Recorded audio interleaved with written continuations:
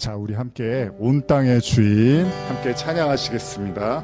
온 땅의 주인 되신 주님이 내 이름 아시며 상한 맘 돌보네.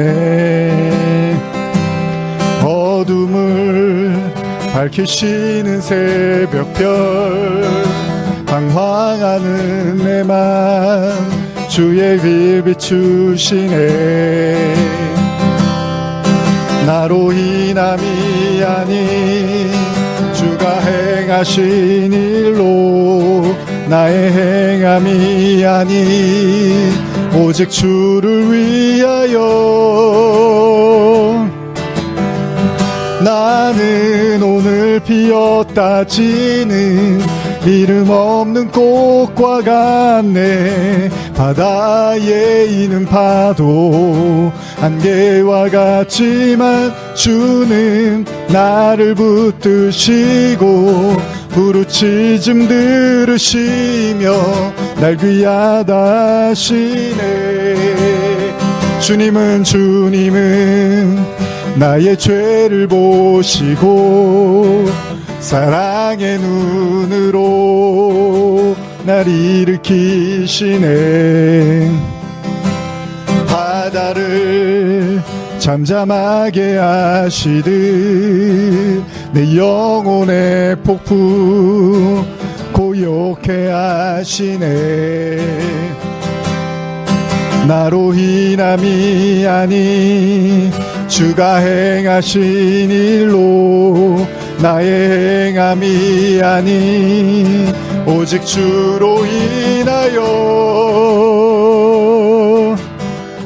나는 오늘 피었다 지는 이름 없는 꽃과 같네. 바다에 있는 파도 안개와 같지만 주는 나를 붙드시고 부르짖음 들으시며 날 귀하다 하시네.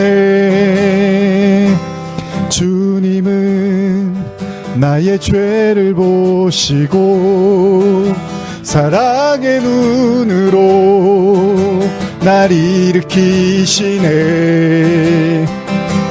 바다를 잠잠하게 하시는 내 영혼의 폭풍 고요케 하시네. 나로 인함이 아닌 주가 행하신 일로 나의 행함이 아닌 오직 주로 인하여 나는 오늘 피었다 지는 이름 없는 꽃과 같네. 바다에 있는 파도 안개와 같지만 주는 나를 붙드시고 부르짖음 들으시며 날 귀하다 하시네. 나는 오늘 피었다 지는 이름 없는 꽃과 같네. 바다에 있는 파도 안개와 같지만 주는 나를 붙드시고 부르짖음 들으시며 날 귀하다 하시네.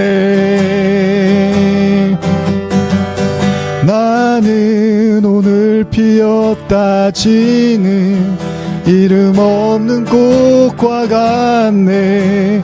바다에 있는 파도 안개와 같지만 주는 나를 붙드시고 부르짖음 들으시며 날 귀하다 하시네.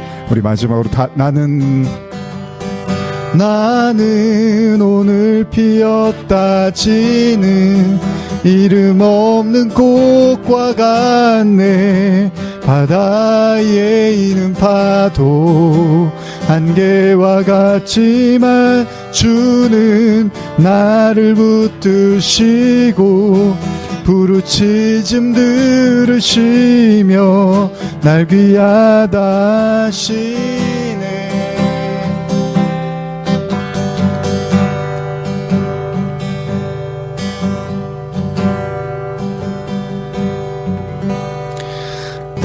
사랑의 노래들이네. 나의 구주 예수님께 주 행하신 일 감사해. 내 사랑하는 귀하신 예수, 주님께서 나를 부르셨네. 주의 소유 삼으셨네. 주님의 사랑의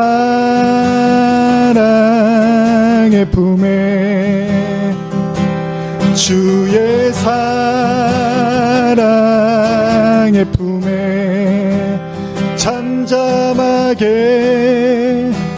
주님 곁에 날 붙드소서. 다시 한번 우리 사랑의 노래 드리네.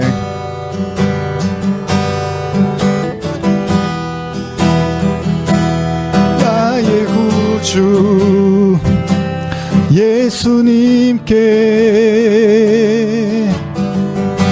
주 행하신 일 감사해. 내 사랑하는 귀하신 예수, 주님께서 나를 부르셨네. 주의 소유 삼으셨네. 주님의 사랑의 품에, 주의 사랑의 품에 잠잠하게 주님 곁에, 잠잠하게 주님 곁에, 잠잠하게 주님 곁에 날 붙드소서. 주의 사랑의 품에, 주님의 사랑의 품에 잠잠하게 주님 곁에, 잠잠하게 주님 곁에, 잠잠하게, 잠잠하게 주님 곁에 날 붙드소서. 다시 한번 주님의 사랑의 품에, 주의 사랑의 품에 잠잠하게 주님 곁에, 잠잠하게 주님 곁에, 잠잠하게 주님 곁에 날 붙드소서. 주의 사랑의 품에, 주의 사랑의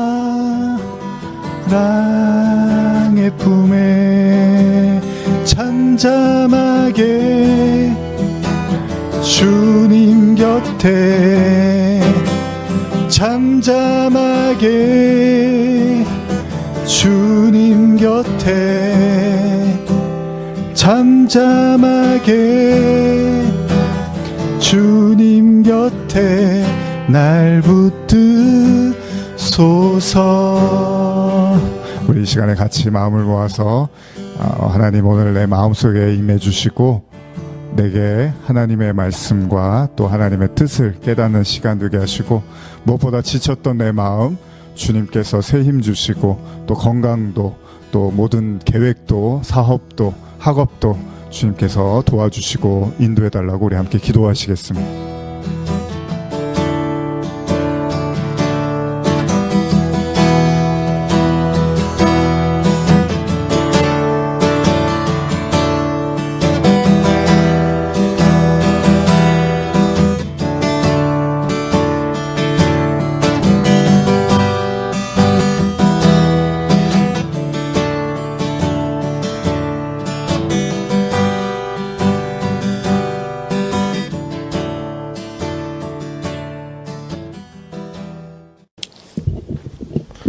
기도드리겠습니다. 저희를 사랑하사 이 자리를 허락하신 하나님 아버지, 오늘도 허락하신 소중한 시간 주님께 찬양과 기도로 예배드릴 수 있음에 감사드립니다. 주님의 영원한 사랑을 기억하며 오늘도 주님께 찬양과 영광을 돌릴 수 있는 거룩한 예배가 될 수 있도록 인도하여 주시옵고, 저희가 드리는 예배를 기뻐 받아 주시옵소서. 주님, 흔들리는 갈대처럼 세상의 풍랑에 휘둘려 세상의 욕심과 즐거움만을 채워나갔고, 저희의 완악함과 교만함으로 인해 알게 모르게 행한 죄악들이 많습니다. 또한 주님의 뜻대로 살기보다는 내 감정과 내 뜻대로 살아왔었음을 고백합니다. 주님, 풍랑 같은 세상 속에서 평안함을 누리지 못하는 저희의 심령에 주님의 크신 사랑으로 저희 삶의 풍랑을 잠잠하게 해주실 간구합니다. 더불어 주님 뜻대로 계획대로 살지 못하는 어리석은 저희를 용서하여 주시옵고, 죄악 가운데서 건져 주시옵고, 죄를 멀리하고 말씀을 가까이 하며 저희를 향하신 주님의 뜻으로 저희를 온전케 하여 주시옵소서. 그리고 나의 욕심과 즐거움을 부인하고 나의 십자가를 지고 주님들을 따르는 주님의 귀한 자녀 되게 하여 주시옵소서. 하나님 아버지, 원하고 바라나이다. 저희를 향하신 하나님의 뜻, 하나님의 사랑을 경험하게 하소서. 그리고 온 마음과 온 힘을 다해 하나님 여호와를 사랑하게 하여 주시옵고, 오직 하나님의 크신 사랑만이 저희의 행복이고 기쁨임을 알게 하시며, 하나님을 향한 저희의 사랑이 더욱 뜨거워지게 하여 주시옵소서. 더불어 내 이웃을 거짓없이 내 자신과 같이 사랑하여 주시옵고, 언제나 하나님이 사랑 안에 돌보심을 기억하며 하나님의 크신 사랑에 감사를 잃지 않게 하시고 하나님의 은혜를 사모하게 하여 주시옵소서. 오늘 예배를 인도하시는 황영환 목사님께 하나님 아버지의 크신 사랑이 넘쳐나게 하여 주셔서 그 크신 아버지의 사랑을 말씀을 통해 진리를 통해 느끼고 깨닫는 귀하고 복된 시간이 되게 하여 주시옵소서. 오늘도 예배를 위해 헌신하는 사랑의 손길들이 느껴집니다. 하나님 아버지의 크신 사랑으로 축복하여 주시옵소서. 또한 우리 교회가 내 이웃 형제 자매들에게 아버지의 신실한 사랑으로 다가갈 수 있는 사랑의 교회가 되게 하여 주시옵소서. 오늘 허락하신 이 시간, 저희를 대신해 십자가에 달리신 예수 그리스도의 사랑을 기억하며 이 모든 말씀 예수 그리스도의 이름으로 기도드립니다.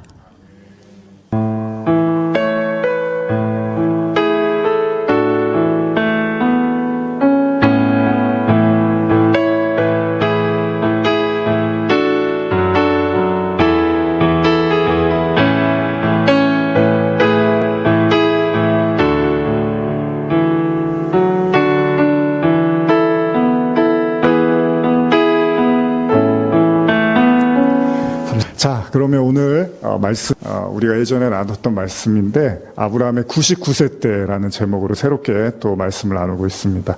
창세기 18장 15절 16절 말씀을 먼저 한번 찾아주셨으면 좋겠습니다.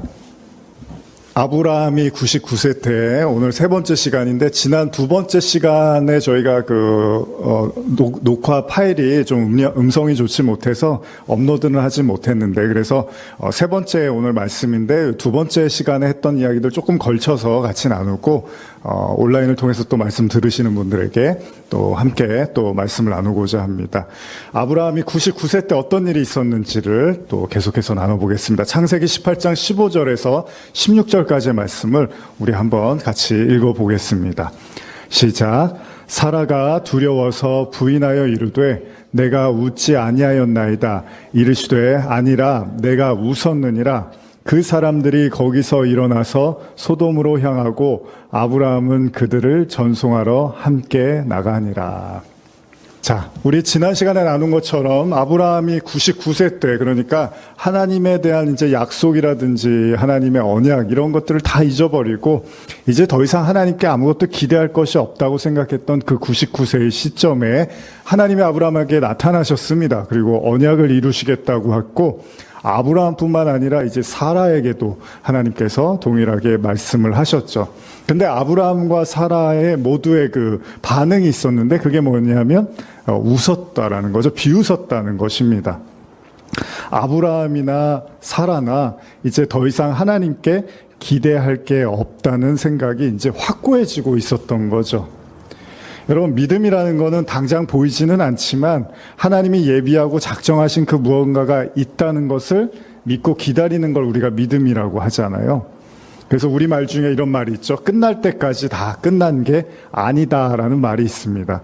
얼마 전에 이제 그 야구, 올해 그 프로야구가 끝났는데, 한 야구팀이 29년 만에 우승을 했습니다. 제가 이제 좋아하는 팀이었는데, 29년 만에 이제 우승을 했어요. 그러면서 이렇게 경기를 보면서 한 경기 한 경기가 되게 이렇게 손에 땀을 쥐는 경기였는데 정말로 어떤 경기는 진짜 끝날 때까지 끝난 게 아닌 그런 경기가 있었습니다. 딱 뒤집어졌는데 또 뒤집어지고 또 뒤집어지는 아주 놀라운 명승부가 펼쳐졌던 거죠. 사실 처음부터 이렇게 한 팀이 이기고 한 팀이 계속 지는 게 이렇게 처음부터 끝까지 유지가 되면 별로 이렇게 재미가 없잖아요. 근데 이쪽이 완전히 이긴 줄 알았는데 갑자기 저쪽이 이길 것 같고 또 그랬는데 또 이쪽이 이길 것 같고 이렇게 뒤집어지고 엎치락 뒤치락 할 때 우리가 참 재미있는 경기다라고 하죠. 근데 보는 사람들은 아마 보는 사람들이나 경기를 하는 선수들이나 정말로 마음이 자기 마음 같지가 않을 거죠. 어쨌든 간에 하나님의 말씀도 그렇다는 겁니다. 지금 아브라함이 99세, 사라도 90세가 됐거든요. 이제 모든 것이 다 끝났다고 생각했던 그 시점에 하나님이 나타나셨지만 그들의 마음속에는 이제 더 이상의 믿음은 찾아볼 수가 없었습니다. 여러분, 아브라함과 사라가 비웃는다는 것은 무슨 의미일까요?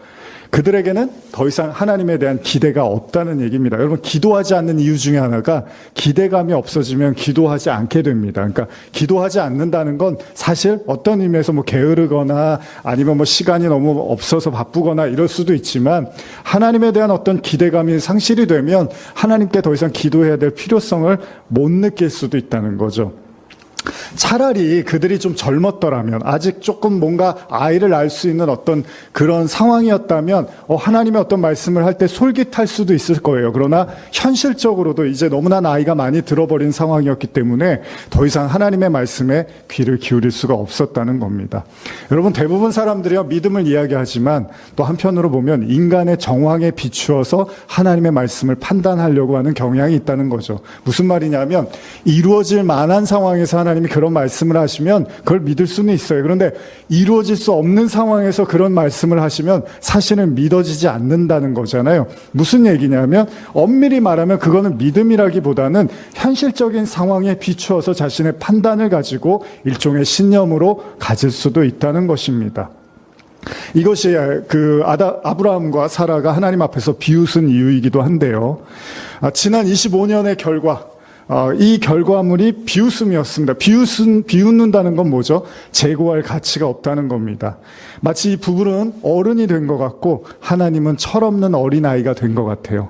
하나님은 말도 안 되는 얘기를 자꾸 옆에서 하고 그 다음에 아브라함과 사라는 이제 좀 그만 좀 어리광 부리세요. 되지도 않는 일을 자꾸 말씀하십니까? 라고 훈계하는 것 같습니다. 하나님이 그렇게 오랫동안 기다리게 하셨습니다. 그래서 이런 대접을 받는 게 어떻게 보면 마땅하다고 생각할 수도 있습니다. 여러분, 예수님이 이 세상에 오실 때 왕으로 오신 게 아니라 초라한 마국간의 몫으로 오셨잖아요. 이것도 어떻게 보면 비슷할 수 있습니다. 우리는 때때로 혼동하는 게 하나님이요 인간에게 능력을 보여주지 못해서 안달나신 분이 아니라는 거예요. 만약에 그랬다면 예수님이 십자가를 지실 때 예수님의 말씀대로 12군단이나 더 되는 천사를 불러다가 지금 자신의 적들을 모조리 심판하고 없애실 수도 있었겠죠. 근데 예수님은 그렇게 하지 않았습니다. 이게 십자가를 지는 게 하나님의 뜻이라고 말씀을 하셨다는 거예요. 우리가 오해할 수 있는 게 하나님이 능력을 못 보여줘서 막 환장한 사람처럼 그런 분이 아니라는 겁니다.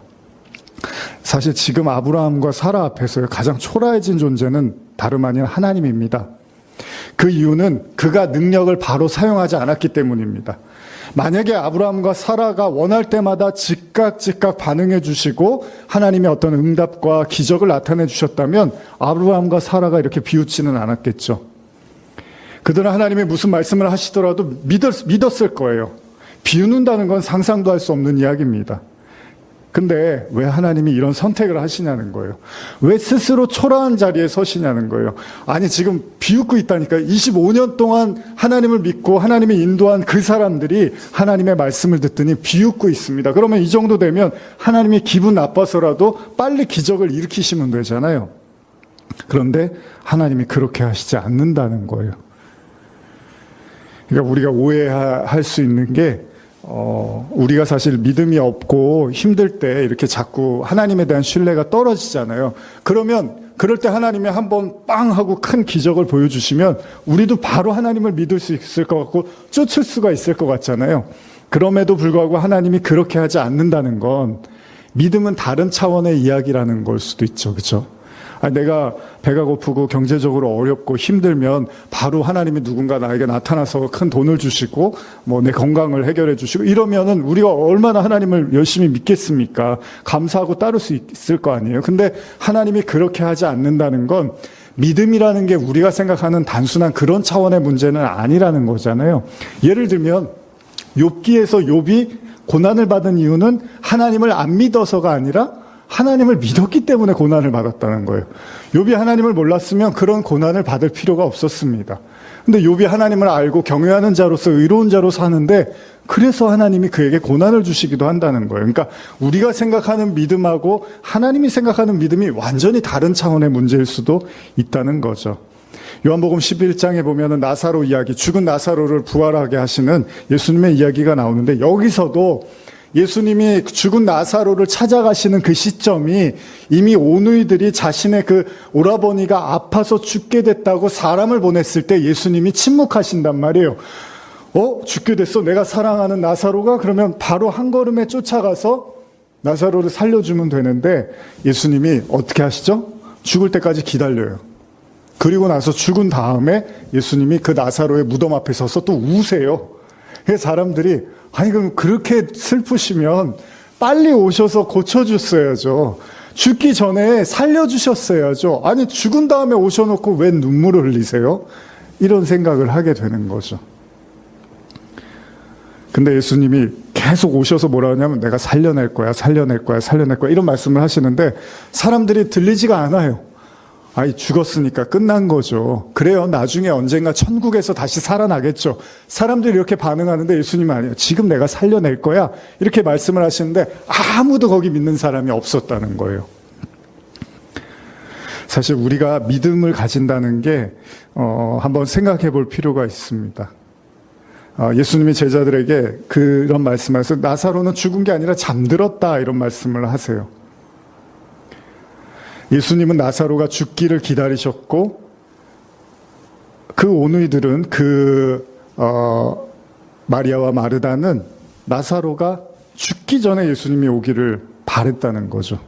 그러나 예수님이 죽은 이후에 나사로를 찾아오신 이유는 더 큰 기적과 이적을 보여주시기 위하였던 거죠. 그래서 예수님이 이런 말씀하시는데 요한복음 11장 15절에 내가 거기 있지 아니한 것을 너희를 위하여 기뻐하노니 이는 너희로 믿게 하려 함이라. 그러나 그에게로 가자 하시니. 그러니까 예수님이 나사로가 죽을 때까지 기다렸다가 찾아가신 이유는 너희를 위해서 믿게 하려고 한 거다라는 말씀을 하시는 거죠.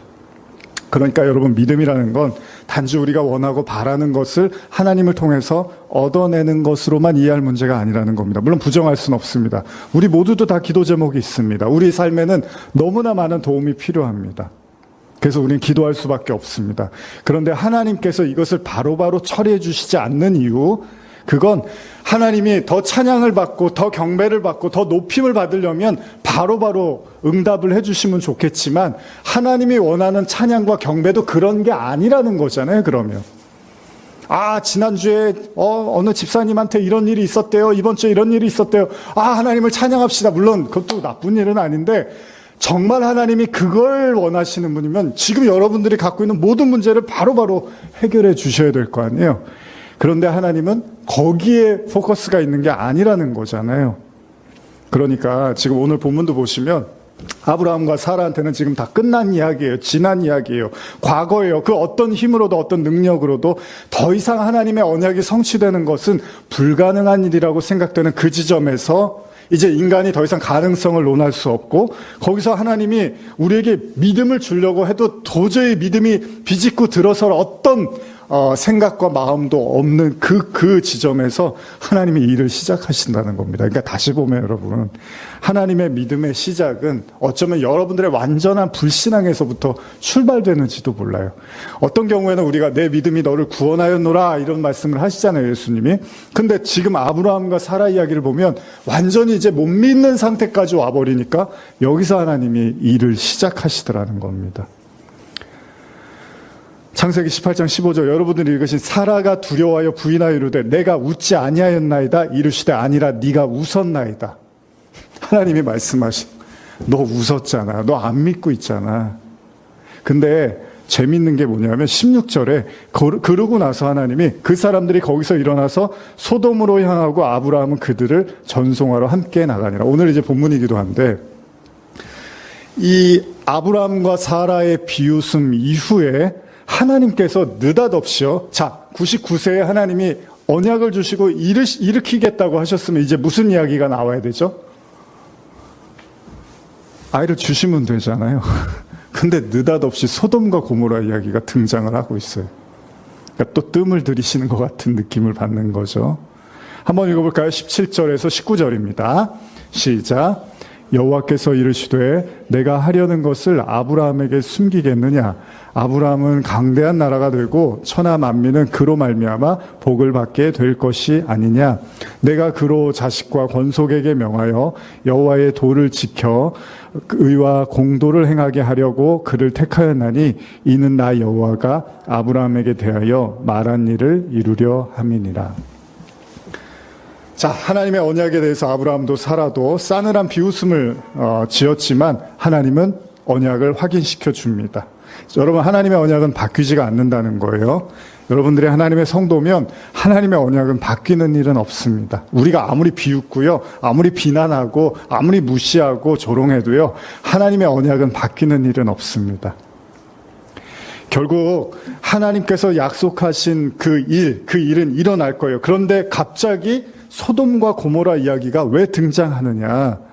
그럴 때 20절, 21절도 한번 읽어볼까요? 20절, 21절입니다. 시작. 여호와께서 또 이르시되 소돔과 고모라에 대한 부르짖음이 크고 그 죄악이 심히 무거우니 내가 이제 내려가서 그 모든 행한 것이 과연 내게 들린 부르짖음과 같은지 그렇지 않은지 내가 보고 알려 하노라.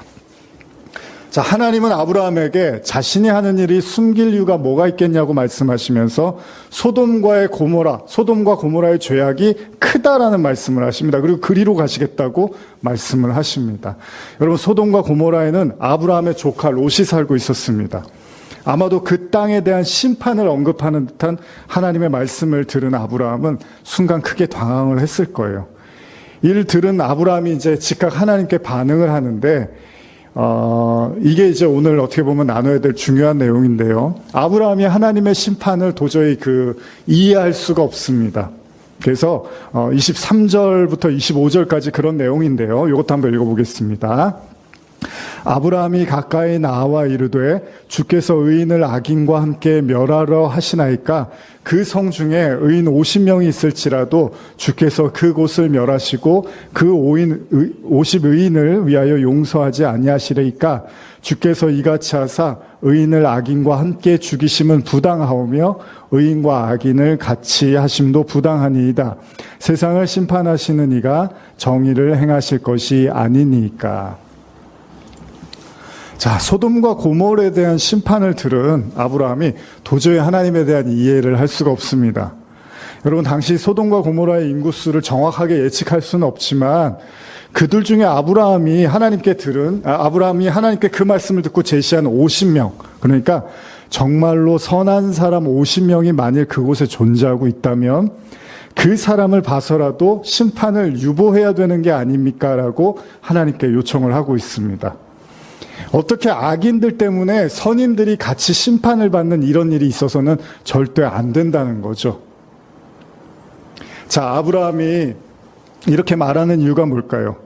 그것도 하나님 앞에서 자신의 생각을 이야기합니다. 우리가 잘 알고 있는 것처럼 소돔과 고모라에는 사실은 거기에는 큰 관심이 없었어요, 아브라함이 어떻게 보면. 근데 중요한 건 자기 조카 롯이 거기 살고 있었습니다. 그러다 보니까 어떻게든 그 조카 롯을 좀 구하고 싶은 마음이 있어서 이제 던진 이야기일 수도 있다는 거예요. 자기 조카 롯도 같이 멸망하면 안 되잖아요. 그러니까 하나님께 직접적으로 조카 롯을 구해달라고 말할 수도 있지만 하나님께 아브라함은 그렇게 말하지 않고 하나님 만약에 의인들이 거기 살고 있다면 그 의인들을 같이 심판하는 것이 너무 부당합니다라고 이야기를 하는 거죠. 다시 말하면 하나님 도대체 무슨 생각으로 그런 일을 하시는 겁니까? 라고 이야기를 하는 거죠. 자, 여기서 한번 생각해 보시면 지금 아브라함의 99세 때요. 아브라함은 하나님의 언약을 이해하고 믿지 못합니다. 수용하지 못합니다. 그리고 두 번째, 이 소돔과 고모라 사건을 가만히 보니까 하나님의 심판이 이제 소돔과 고모라에서 일어나려고 하니까 아브라함이 택한 방식이 조카 롯을 구하려고 하는 마음은 알겠지만 하나님이 도대체 의로운지 저는 모르겠습니다라는 일종의 퀘스천 마크를 던지고 있는 거죠. 하나님의 심판이 과연 의로운 게 맞으십니까? 그것도 단순히 건물이나 물질에 대한 게 아니라 사람을 같이 거기다가 심판을 하신다면 그런 하나님의 심판을 저는 좀 이해하기가 어렵고 받아들이기가 어렵다라고 아브라함이 말을 하는 거죠. 여러분, 우리가 신앙을 생각할 때 이제 갑자기 오늘 심판 이야기가 나오면서 우리가 한번 생각해 보는데 이 신앙이라는 게 감상적이거나 취미나 교양은 아니잖아요. 처음에 제가 복음을 접하고 이제 예수님을 이제 믿고 뭔가 선교에 대한 마음을 가지면서 미친 듯이 전도해야겠다고 생각했던 시점이 있었습니다. 학생 때. 그리고 제가 전도를 하지 않으면 누가 지옥에 갈 거라는 그런 생각을 하다 보니까 어떻게든 전도를 해야겠다는 그런 뜨거운 마음을 가졌던 때가 있었습니다. 그래서 길거리에서 찬양을 하기도 했고요. 길거리에서 노방 전도를 하기도 했고, 교회를 빌려서 집회 같은 걸 하기도 했고요. 어떻게라도 한 사람이라도 복음을 더 들을 수 있다면 그렇게 해야겠다라고 생각했고, 그래서 선교사가 되기로도 했던 게 제 10대 시절의 생각입니다.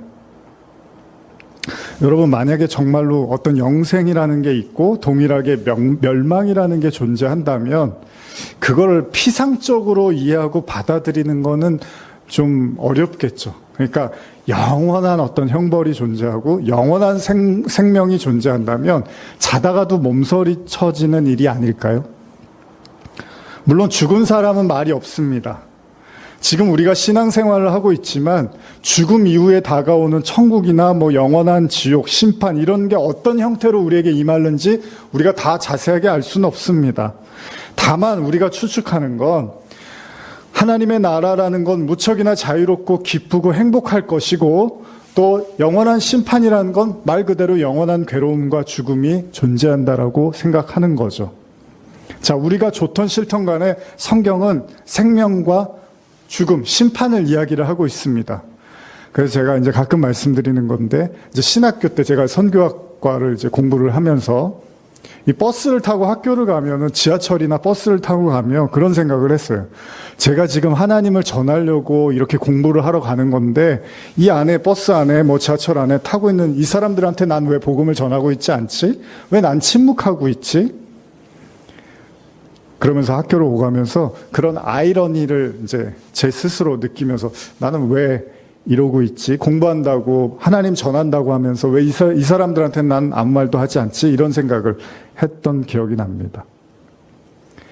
정말 순수하게 영생과 심판을 믿는다면 아마도 세상 사람들을 보면서 아무런 감정을 들지 않는다는 것도 어쩌면 그건 우리가 믿지 않는 걸 수도 있겠죠.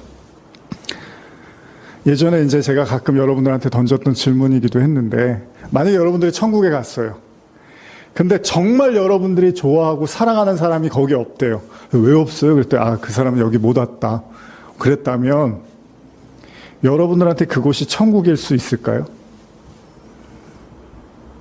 여러분들이 정말 아끼고 사랑하는 사람이 거기에 없어요.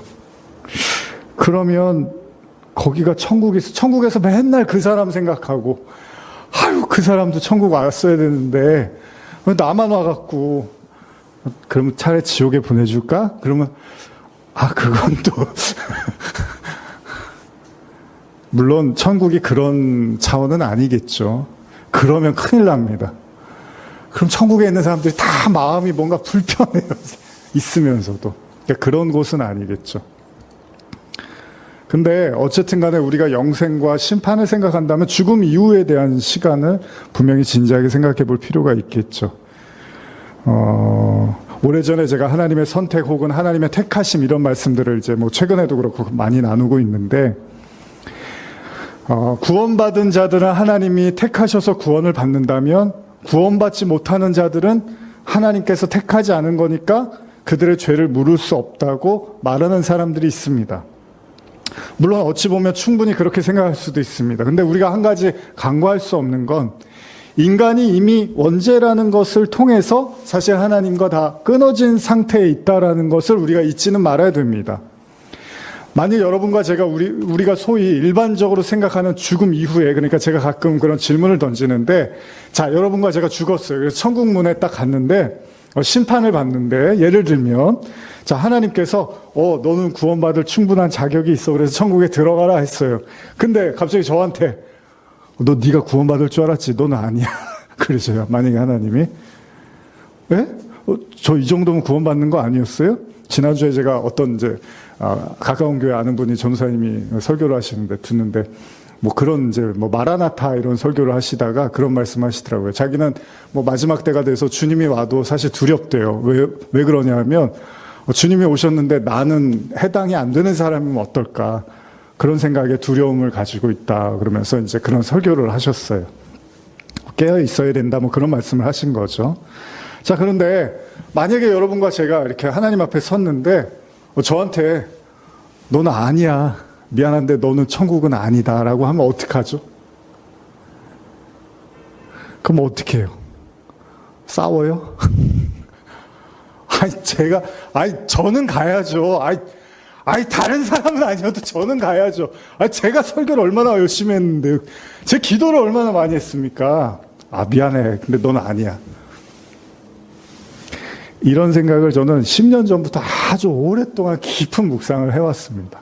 그리고 제가 내린 결론은 아니라 그러면 받아들이는 쪽으로 이제 결론이 이미 났습니다. 제 마음에는. 아니면 어쩔 거예요, 제가. 뭐 변호사를 선임을 해요. 뭐 어떻게 할 거예요? 하나님의 심판은 인간이 어떻게 바꿀 수 있는 게 아니죠. 제가 여러분들한테 이런 말씀을 드리는 건, 신앙은 결코 감상적인 이야기가 아니라는 겁니다. 왜 여러분 아브라함한테 갑자기 99세 언약을 말씀하시고 소돔과 고모라를 보여주셨을까요? 저는 그런 생각이 들어요. 어쩌면 아브라함의 신앙이 하나님이 보셨을 때는 감상적인 신앙이 아니었을까. 무슨 말이냐면, 내가 약속의 자녀를 줄게 하니까 아브라함한테는 자식이 필요했거든요. 자기의 대를 이을 아들이 필요했던 거예요. 그 이상도 이하도 아니었던 거 우리 나눴잖아요. 근데 이미 또 이스마엘이 있어버렸어요. 하갈하고 동침해서 낳은 이스마엘이 있단 말이에요. 그러니까 아브라함한테는 믿음의 뭐 자녀? 이런 거는 아무런 필요가 없는 거예요. 그 얘기 뭐냐면 25년 동안 아브라함이 믿음이나 신앙이라는 게 우리가 생각하는 고귀하고 성스러운 게 아니었을 수도 있다는 거죠. 그게 뭐냐면 그냥 자식이나 하나 있었으면 좋겠는데 하나님이 주시겠다고 하니까 그 자식을 어떻게든 좀 낳아보고 싶었던 그거 이상도 이하도 아니었을 거라는 거예요. 그래서 야, 이스마엘이 아니라 약속의 자녀를 낳아야 돼. 저는 관심 없어요. 그건 하나님이나 관심 있지. 약속의 자녀고 뭐고 저는 제 아들이 있어요. 이스마엘이. 끝. 아브라함의 신앙이 딱 거기까지였는지도 모른다는 거죠. 뭐 믿음의 후손? 그런 건 좀 필요 없어요. 제 피를 이어갈 제 핏줄만 하나 있으면 되는 거예요. 그러니까 하나님이 갑자기 소돔과 고모라를 보여주십니다. 그리고 나서 하나님의 말씀에 대한 심판과 구원에 대한 이야기를 아브라함에게 가르쳐주고 있다는 거죠. 여러분, 하나님이 우리를 구원하실 수도 있지만 거부하실 수도 있는 거잖아요. 그건 하나님의 선택이고 하나님의 판단인 거죠. 예를 들면 지금 아브라함이 하나님께서 소돔과 고모라를 멸하겠다고 하실 때 아브라함이 이 이야기를 장난으로 듣는 거잖아요. 나중에 여러분들이 아시지만 롯의 사위도 그런 이야기를 해요. 자, 하나님께서 여기를 심판하신대 그랬더니 롯의 사위가 어떻게 됐죠? 농담으로 여겨요. 근데 지금 이게 아브라함도 크게 다르지 않을 수도 있다는 거예요. 하나님한테 지금 당신이 의로워요? 여기를 심판하세요? 여기 의로운 사람들이 50명 있으면 어떡할 거예요? 이렇게 이야기를 하는 거예요. 그러니까 이걸 우리가 뭐라고 하냐면 아브라함의 피상적 신앙일 수도 있다는 거예요. 제가 가끔 여러분한테 그래서 강조해서 말씀드리는 게 그런 거잖아요. 진짜 여러분들의 영생이 있고 심판이 있다는 걸 정말로 믿으면, 제가 지난주에 철로역정 책을 좀 이렇게 보려고 이제 영상도 좀 보고 그랬었는데, 크리스찬이 성경 읽다가 갑자기 눈이 확 띄어갖고 런 뛰어 여기 멸망의 도시야 그러면서 막 뛰어나가는 장면으로 시작을 하거든요. 진짜로 믿는다면 사실 좀 다르겠죠. 생각하고 시각이 달라지겠죠. 지금 아브라함이 불편합니다. 지금 하나님이 하시는 어떤 말씀이나 행동이 모두가 다 불편해요. 아브라함이 들었을 때. 만약에 저와 여러분들도 천국문 앞에서 거부를 당한다면 그걸 받아들이실 수 있겠습니까? 분명히 우리도 내세울 만한 기억을 찾아서 하나님을 설득하려고 부단히 애를 쓰지 않을까요? 저 이런 거 하고 살았잖아요. 저 다 아시잖아요, 하나님. 근데 문제는 하나님이 그런 판단을 하셨다면 그거는 틀리지 않은 판단일 거잖아요. 그래서 우리가 받아들여야 되는 거죠. 여러분, 신앙은 고집이나 융통성 혹은 유창한 말 실력이나 설득력으로 되는 게 아니라 사실 그 사무엘 상에서 사울 왕이 하나님께 버림받은 이유는 뭐라 그러죠? 하나님의 말을 제대로 듣지 않으려고 했다고 이야기를 하고 있죠. 하나님의 말씀을 청종하고 그 말씀을 따르는 것이 사실 성도에게 굉장히 중요하다는 겁니다. 오늘 아브라함이요, 하나님이 누군지를 톡톡히 배우게 되는데 지난 25년 동안 아들을 주시겠다고 큰 소리를 친 하나님, 그리고 별다른 결과물이 없었던 하나님, 그런데 갑자기 소돔과 고모라를 심판하시겠다는 하나님, 아브라함은 하나님이 너무 가벼워 보이는 거예요. 도대체 뭐 하시는 거야 지금? 오늘 말씀을 나누면서 여러분과 제가 이제 한번 생각해 봐야 될 것은, 성경은 구원만 말하고 있는 건 아닙니다. 성경은 영원한 심판과 멸망을 같이 말하고 있고요. 놀랍게도요, 창세기를 시작하면서 노아의 방주로 모든 인류가 다 심판받는 이야기가 초기에 등장을 하고 있습니다. 신앙생활을 오래 하다 보면요, 어느새 이 구원과 심판의 경계선이 모여지기 시작하고요, 구원하시려면 하고 안 되면 말지라는 식의 아브라함이 하나님을 기만하는 듯한 그런 생각을 가질 수도 있습니다. 창세기 18장 26절 다시 한번 제가 읽어드릴게요. 여호와께서 이르시되 내가 만일 소돔 성읍 가운데서 의인 50명을 찾으면 그들을 위하여 온 지역을 용서하리라. 하나님이 대답을 명확하게 하십니다. 그래, 한번 50명이 있으면 데리고 와봐.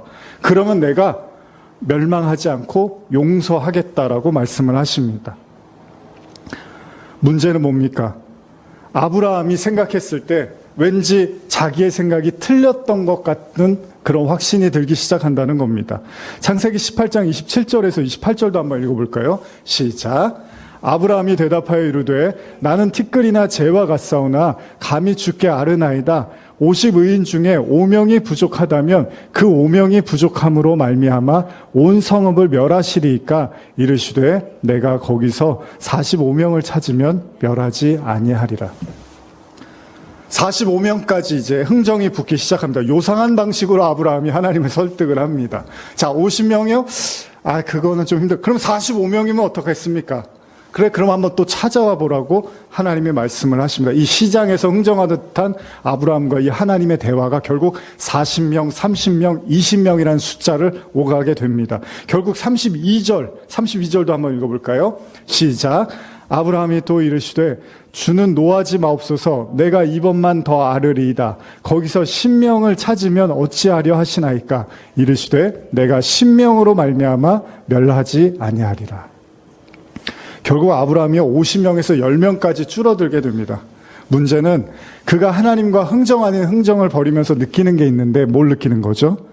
그건 자기가 생각하는 것처럼 소돔과 고모라에 의인이 많지 않을 거라는 확신이 조금씩 더 들기 시작하다는 겁니다.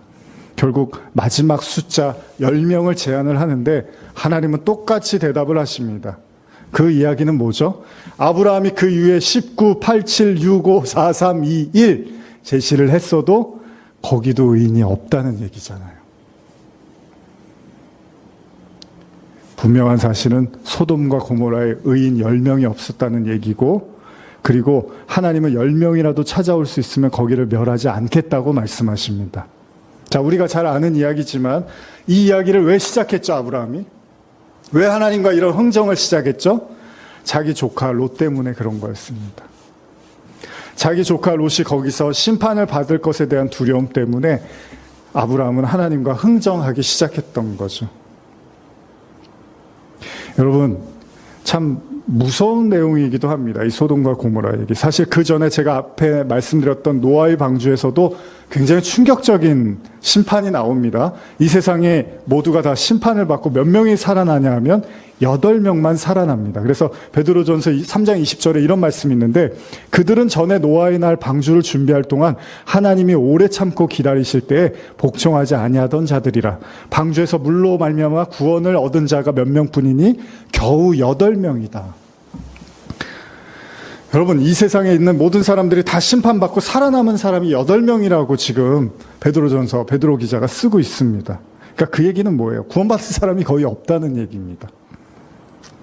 자, 이게 예전에 제가 설교할 때 시각 차이라는 제목으로 설교를 했던 거거든요. 하나님의 시각 차이하고 인간의 시각 차이가 너무나 크다는 얘기를 하고 있는 겁니다. 어쩌면 아브라함에게 약속의 자녀를 말씀하신 이후 느닷없이 소돔과 고모라의 심판을 언급하신 하나님의 의도가 뭘까요, 여러분? 여러분, 이 노아의 방주 이야기는 나중에 예수님도 똑같이 말씀하십니다. 지금도 노아의 때와 다르지 않다. 그러니까 노아의 방주 때는 구원을 조금 받고 지금은 많이 받을 수 있다가 아니라 예수님이 지금도 똑같다고 얘기를 하셨어요. 그러면 여러분도 한번 생각해 보세요. 중요한 거. 왜 99세 때 갑자기 나타나서 아들을 주시겠다고 하고 할례를 받으라고 하고 그 다음에 자녀를 주시는 게 아니라 소돔과 고모라를 보여주셨을까? 왜 그럴까요, 여러분? 신앙은 환상이 아니라는 겁니다. 신앙은 실제라는 걸 하나님이 아브라함에게 가르쳐주고 싶었는지도 몰라요. 저는 오늘날도 많은 사람들이 신앙을 일루전이라고 그러나요? 어떤 환상으로 생각하고 어떤 뭐라 그럴까, 취미나 어떤 그 좋은 어떤 선의의 개념으로 그냥 그 대담론이라 그러는데 큰 거대 담론으로 이해하는 사람들이 많이 있는 것 같아요. 근데 신앙은 지극히 현실적인 겁니다. 그래서 아브라함이 지금 하나님을 못 믿는 이유도 자기의 현실에서 하나님이 어떤 역사를 못 하셨다고 생각했기 때문에 이런 거잖아요. 근데 지금 하나님은 그 현실을 움직이고 바꾸시겠다고 말씀을 하시는 거고, 그런데도 못 믿어요, 아브라함이. 그러다 보니까 소돔과 고모라로 일단 먼저 보여주시는 거죠. 구원이 뭐고 심판이 뭔지. 사실 여러분 아브라함에게 중요한 게 아들을 낳는 게 아니잖아요. 하나님이 아브라함에게 중요한 거는 하나님이 아브라함에게 아들을 주는 게 중요한 게 아니잖아요. 뭐죠? 아브라함이 구원을 받아야 되는 거잖아요. 하나님한테는 지금 아브라함이 구원받는 게 중요한 거잖아요. 아브라함한테는 아들이 중요한 거죠. 여러분도 저도 마찬가지잖아요. 우리가 중요하게 여기는 게 있는데 만약에 하나님이 우리에게 중요하게 여기는 건 우리의 구원인 거잖아요. 그러니까 아들을 그냥 줘버리면 아브라함한테는 하나님한테 아쉬울 게 없어져 버리는 거예요. 하나님과의 관계성을 더 이상 이어갈 필요성을 못 느낄 수도 있다는 거죠. 그러니까 25년이나 질질 끌었던 이유 중에 하나는 그 아들이라는 매개체와 언약을 통해서 계속해서 아브라함이 하나님을 집중하고 바라볼 수 있도록 역사하고 기다리신 거예요. 자존심 상하지만 왜? 비웃잖아요. 아니, 하나님 뭘 해줬다고요, 저한테.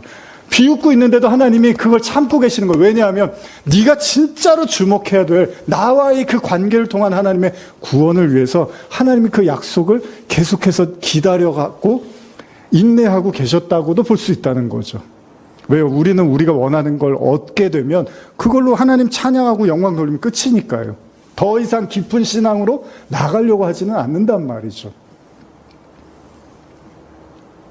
그래서 아브라함이 현실을 바꾸지 못하는 하나님이라면 내가 믿어야 될 이유가 뭐가 있겠느냐라고 생각을 하고 있던 그때 하나님이 소돔과 고모라를 보여주고 하나님이 이 세상 만물을 창조하시기도 했지만 심판하고 구원하시는 분이라는 것을 명백하게 보여주기 위해서 소돔과 고모라를 그에게 가르쳐주고 계시다는 겁니다.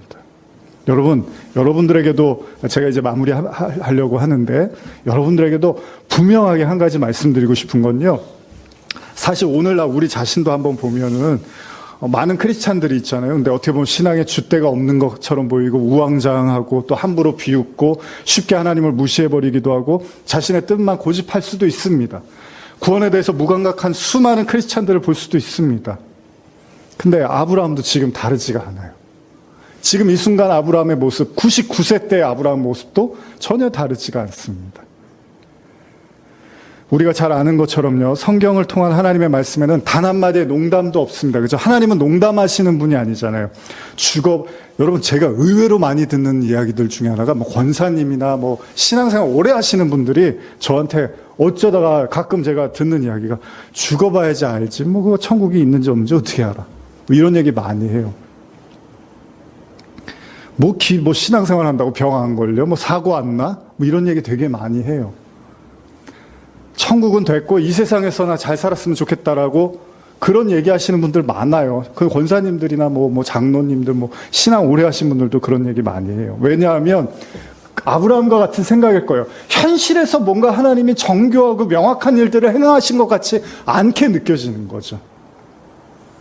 근데 오늘 아브라함이 충격을 받는 게요, 이 하나님의 구원과 심판에 대해서는 그렇게 깊게 생각하지 않았어요. 아브라함은 오로지 자식만 생각했어요. 그런데 하나님의 눈에요, 자기가 봤을 때 소돔과 고모라는 그저 그렇게 돌아갈 수 있는, 하나님이 보존하고 지탱해 줄 수 있는 그런 땅이라고 생각했는데 하나님이 여기는 내 눈으로 봤을 때는 멸망을 받아야 될 땅이라고 말씀을 하시더라는 거예요. 진짜 구원이라는 게 우리가 생각하는 거하고 굉장한 차이가 있을 수도 있다는 것을 아브라함이 처음으로 느끼게 되는 거죠. 저기 다 죽어야 돼? 저기 다 심판받아야 돼? 그럼 나는 뭐야? 거기서 그런 질문을 하게 됐겠죠, 아브라함이. 그럼 나는 뭐야? 난 구원받을 수 있는 사람인 거야?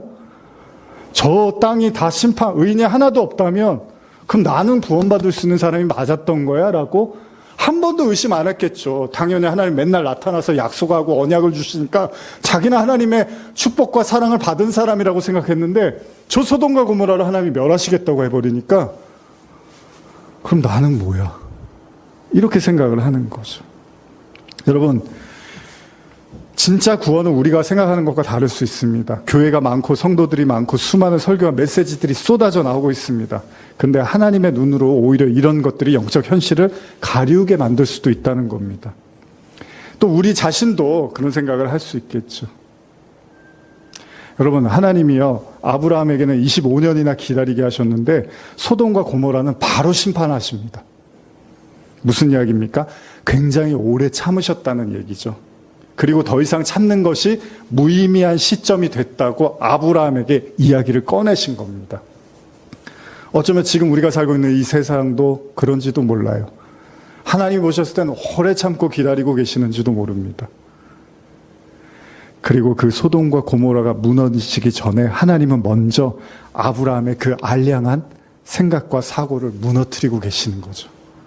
하나님이 불의하다고까지 말하면서 거기에 의인이 있으면 어쩌시려고 그런 일을 하십니까? 라고 하나님께 훈수를 두고 있는 아브라함에게 하나님이 가르침을 주고 계시는지도 모릅니다.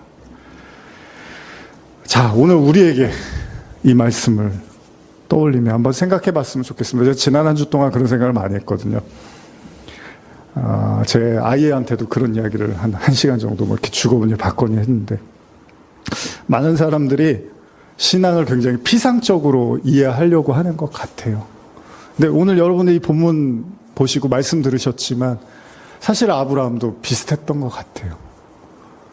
근데 여러분, 제가 꼭 드리고 싶은 말씀이 있습니다. 여러분들이 정말 하나님을 믿고 여러분들이 정말 신앙 성도라면 하나님은 여러분들의 현실을 얼마든지 바꾸실 수 있고요. 얼마든지 새롭게 하실 수 있고 얼마든지 여러분들의 삶에 기적과 놀라운 축복을 나타내실 수 있는 분이라는 걸 절대 잊지 마십시오. 아브라함도 비웃고 사라도 비웃지만요, 그건 하나님도 그럴 이유가 있었던 거예요. 저도 여러분도 그렇게 외치고 부르짖고 기다렸는데 왜 하나님 침묵하십니까? 라고 우리도 그런 생각할 수 있잖아요. 근데 하나님도 이유가 있었던 거예요. 하나님도 어떤 뜻이 있었던 거잖아요. 그렇다고 해서 우리가 거기서 멈출 필요는 없습니다. 거기서 끝이라고 생각하지 마십시오. 하나님은 얼마든지 우리의 현실과 삶을 바꾸시고 변화시키시고 언약을 지금이라도 성취하실 수 있는 분이라는 걸 제가 이런 이야기 하고 있는 이 순간에 뭐 그렇겠지 뭐 이러실 수도 있겠지만 뭐 어쩔 수 없어요. 사라도 그랬고 아브라함도 비웃었으니까. 그런데 하나님은 지극히 현실적인 분이십니다. 오늘 여러분들 말씀을 듣는 모든 우리 성도분들에게 잊혀졌던 하나님, 지워졌던 하나님, 기대감 없어졌던 하나님, 무시했던 하나님이라면 아닙니다. 아닙니다. 하나님은 그 누구보다도 여러분들을 사랑하시고 여러분들을 불꽃 같은 눈동자로 바라보시고 그리고 여러분들 통한 뜻과 계획을 반드시 나타내실 것입니다. 기도하시겠습니다. 하나님 아버지, 이 세상이 무서운 게 우리가 세상살이를 하다 보면 세상이 말하는 하나님이 진짜 그런 하나님인 줄 우리도 착각할 때가 있습니다. 99세의 아브라함이 알았던 하나님, 사라가 알았던 하나님. 그런데 그 하나님은 진짜가 아니었습니다. 그 하나님은 자신들의 경륜과 자신들의 생각과 자신들의 지식을 넘어서지 못하는 지극히 인간이 만들어낸 소와 같은 우상의 하나님이었는지도 모릅니다. 그러나 아브라함이 99세가 되자 하나님이 진짜 하나님의 모습을 보여주시려고 아브라함에게 나타나셨습니다.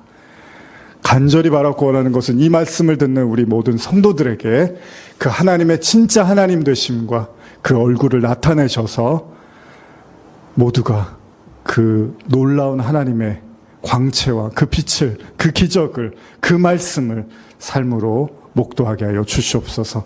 감사드리며 예수님의 이름으로 기도합니다. 아멘. 우리 주님 곁으로 날 이끄소서. 함께 찬양하시겠습니다.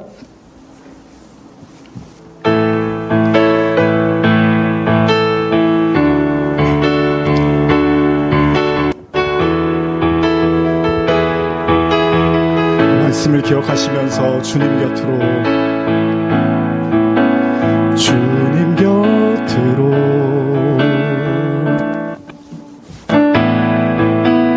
날 이끄소서.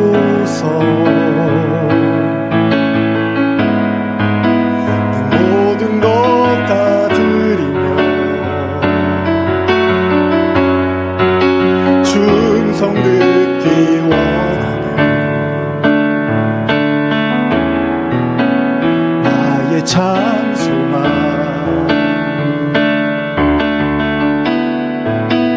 그 무엇과도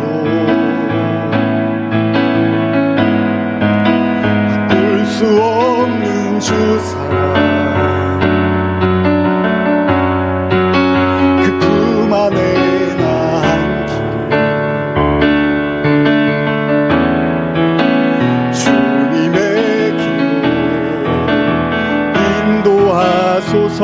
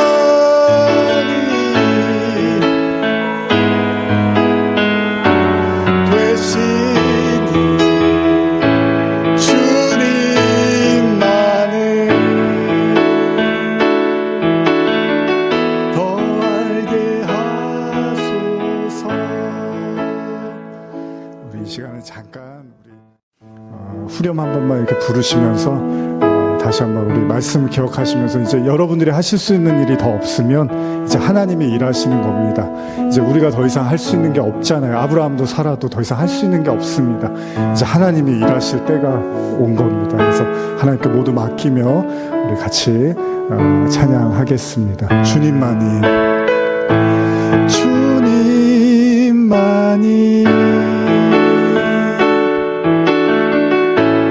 내 모든 것 되시는 주님만을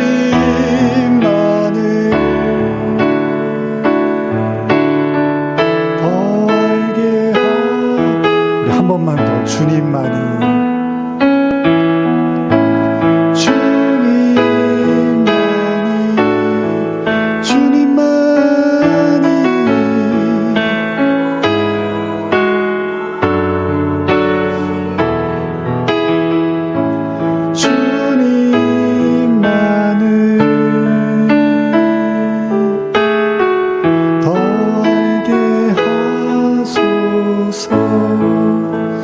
하나님 아버지 감사합니다. 오늘 또 11월 마지막 주 또 너무 반가운 또 우리 손님이고 또 우리 자매님이고 이렇게 교회로 한 걸음에 또 달려와 주셨습니다.